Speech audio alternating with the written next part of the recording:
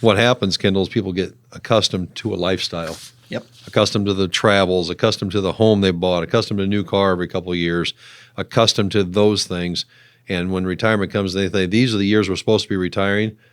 These years we're supposed to be saving for retirement. They can't because they grew accustomed to that lifestyle. We've been doing this for 20 years and serving hundreds of families. We're going to bring solutions to your situation. How do you choose a financial advisor? How do you know who you should That's work the with? value of that 210 core, moving everything towards a purpose on purpose.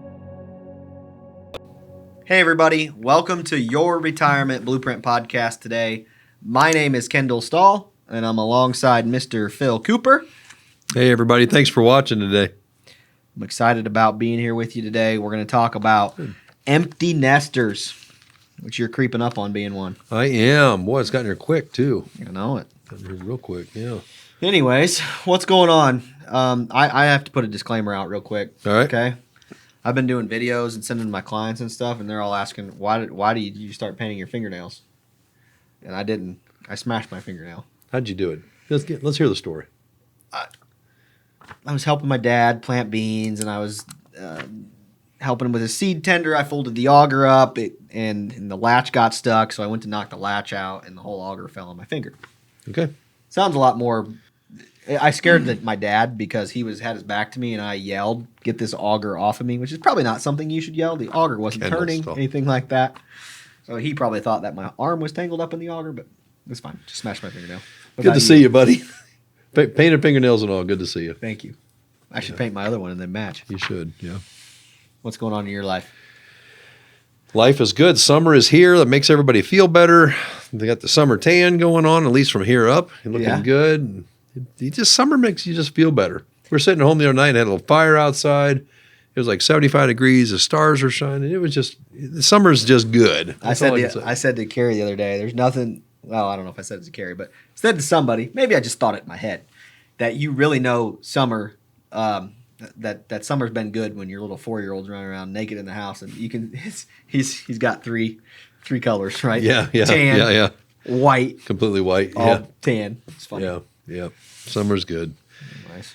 Short-lived, but summer's good. So lots of family time this summer. A lot of baseball, a lot of swimming, which is awesome. A lot of cookouts, a lot of good things. Yeah, things are good. Good. Well, I'm glad you're having a great summer. Why is she back there doing this to us? We're supposed to be on to something, aren't we? You're supposed to be following our script. Oh, I didn't know I had a script. This is how it goes, folks. We didn't know we had a script. The producer back here, who happens to be his bride, my daughter, has given us the get to your script thing. So let's get to the script. You ready? All right. Yeah, I'm ready. Sure am. Say what? Kendall, did you see this? The headline says, say what? Say what? What would you do? And you better have the right answer here, buddy. Oh, jeez. What would you do if your employer, that would be me, accidentally overpaid you? Don't answer it yet. Tell us. I know you wouldn't. A worker in Chile submitted his resignation and couldn't be relocated after his job accidentally paid him about 330 times his usual salary due to a payroll error. So you'd get 330 times more than I normally pay you. So 330 times 0 is how much? That's still you still zero. get 0. Exactly. Okay. If you would like to send any donations to the Stahl residence, my address is. The dispatch assistant with a Chilean manufacturer received a paycheck for $165,398,851 Chilean pesos, or approximately $180,000 U.S. money. He was only supposed to get $500. Instead, he got $180,000. That'll work. He resigned his position. They say they can't seem to find him anywhere anymore.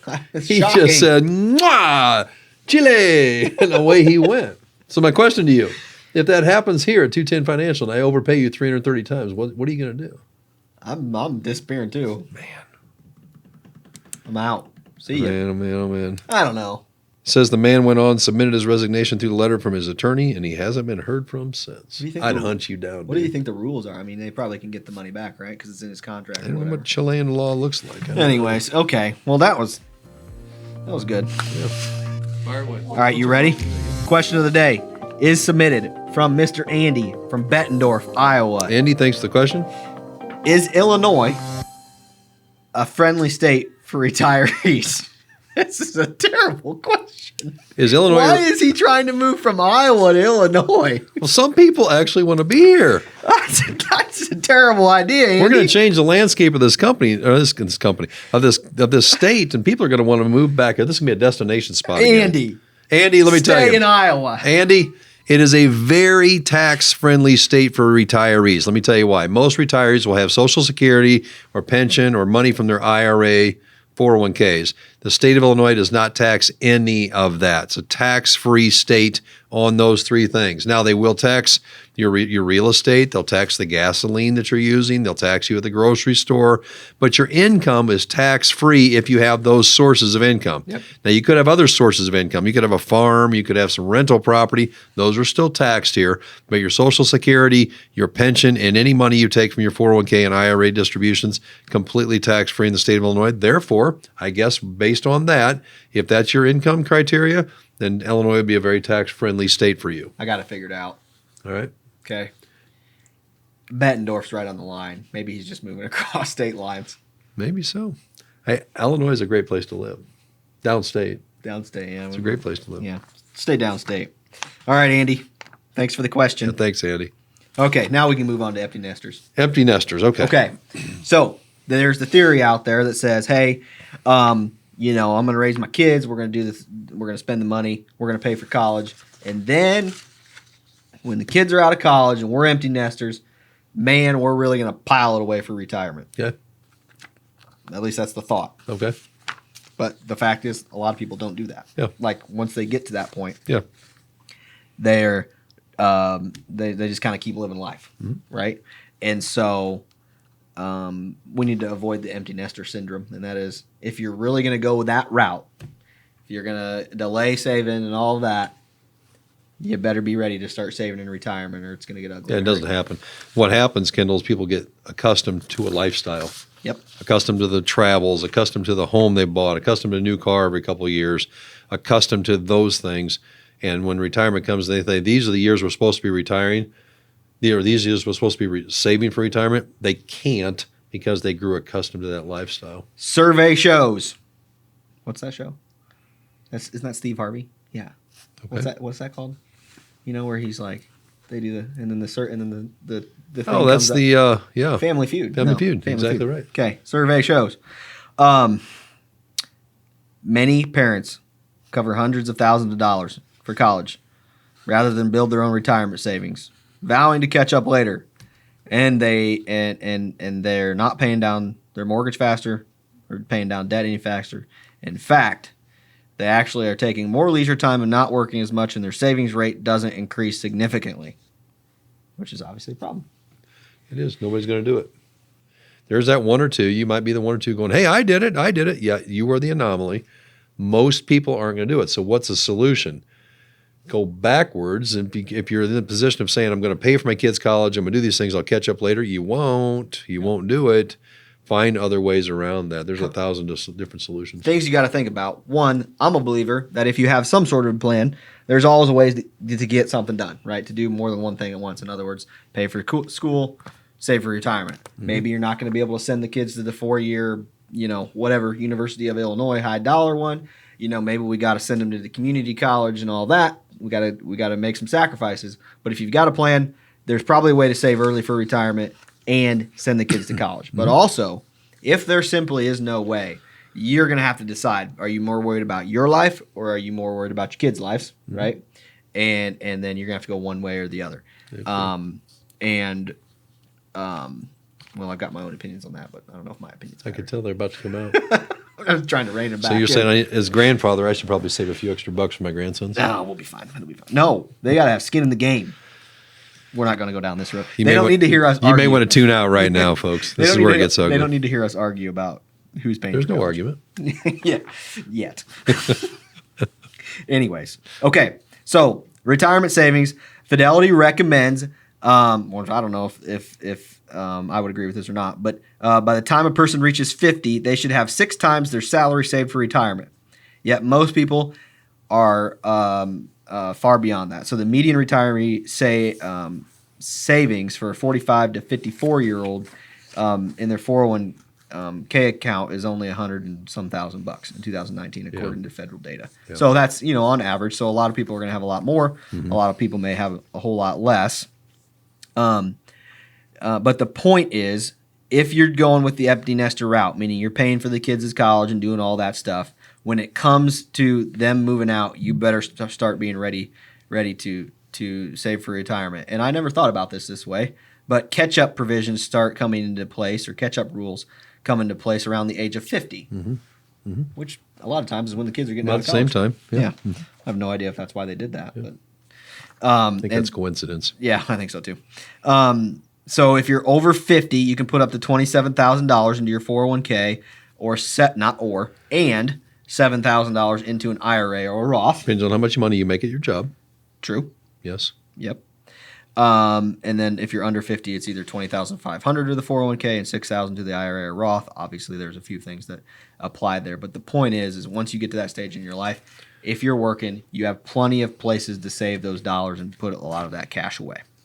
Yes and amen. I agree. Yes and amen. I agree with Okay, so the next question then is, how much do you need for retirement? So this is a very general way of thinking about it, okay? If you're 30 years old, my age, you should have 1 times your salary saved up for retirement. 40 years old, you should have 3 times. 50 years old, 6 times. 60 years old, 8 times your salary. 67, 10 times your salary. What do you think of that? I don't think that's wrong. I think that's one perspective. Yep. The other perspective is a lot of people, you got to be careful how you say this, but some people don't need to save anything in retirement because they're going to get to retirement with all kinds of pension, all kinds of Social Security, and have plenty of income going on. So I would say this: how much you should have saved for retirement is based 100% on how much income you're going to have in retirement. So What's your calculate. lifestyle? Yeah, what's my lifestyle? Do I get to pay the mortgage and take the trips and buy the car and keep the groceries on the table, those kind of things, with my Social Security, my pension, my maybe my little part-time job, those kind of things? If you establish that first, then how much I need to have in retirement in this big bucket out here called 401k and IRA is not that important. Yeah. If you don't have those things, that bucket becomes very, very important to you. Yeah. I met with a lady sometime this year, and we've been talking about this a lot, but she said I can spend $1,800 a month, and I'm like, no, you don't, right? You spend more, and I challenged her on that. Turns out she really only spent $1,800 a month. That's right? impressive, yeah. And in her case, Social Security was going to cover all that and more, right? So obviously, Social Security sticks around. We're not factoring in inflation, things like that. That's going to cover it. She doesn't need any save for retirement, although I would say she does because we don't got any room. Yeah, not much padding. Yeah. But it all depends on your lifestyle. On the flip side, I had this was probably it's probably in 2021, I suppose. Met with a prospective client in their 50s, and they were making like $300,000 a year, right? And at that point in time, what did this thing just say? They got 6 times, yeah. So they're supposed to have 6 times their salary. A couple $1 million. Yeah, and that they had $100,000. Like Yeah. it was, there that if the single lady that I was talking about spending $1,800 had $100,000 when she was 50, she's probably going to be okay. Fine, yeah. But conversely, the couple that was making $300,000, spending it all, had nothing saved for Yeah, retirement. because the hard They're part's going to obviously be when they retire to go from $300,000 to nothing to something. That's going to be a hard mental thing to establish for Yeah, them. it's really hard to do. So what's the point of all this? The point is try to save. Save as much as you can, save as early as you can. Exactly. Consider, what's more important? Funding the kids' college or my retirement? Or like Kendall said, there are ways you can blend that and do both. Mm-hmm. What's most important? Set your priorities. Also, I think, yeah, well, you just said it. Set your priorities. What's your priorities? Is it we're going to do whatever we can to send the kids the 4-year degree and the fancy college and all that, or are we going to say, hey, we just need you to get an education it doesn't matter how we get it, we're going to get it in the most economical way possible. Yep. Sometimes you just gotta make those calls. There's some great options out there. Yeah. Okay.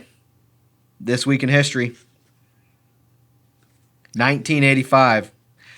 The Coca-Cola Company makes one of the worst decisions in marketing history when it decides to change its original formula and introduce new Coke. It was a resounding flop, and after just a short period, the old Coke product was reintroduced in July of 1985 as Classic Coke. I watched a documentary on that. It was very interesting. I lived through it, man. Talk about the world ending. Yeah, you did. Tell me about that. Yeah. People thought the world was over. Couldn't get Coke to taste the same anymore. Then they had the Coke Pepsi challenge. Any store you'd walk into, they'd have a Coke Pepsi booth sitting there. People would be tasting them, and poor Coke was going down the drain quickly. It was an ugly time for them. Yeah. Man. Yeah. It's all been fixed, though. All been fixed. Here's a good one. Actually, there's a couple good ones just because of what's going on in the world.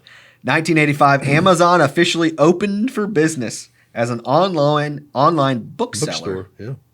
And within a month had shipped books to all 50 states and 45 countries.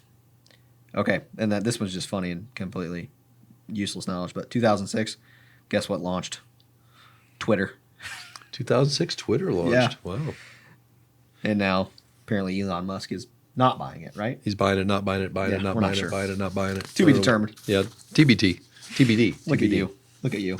All right, guys. Well, thanks for tuning in today. Thanks for watching, everybody. You bet. We'll see you next week on your Retirement Blueprint.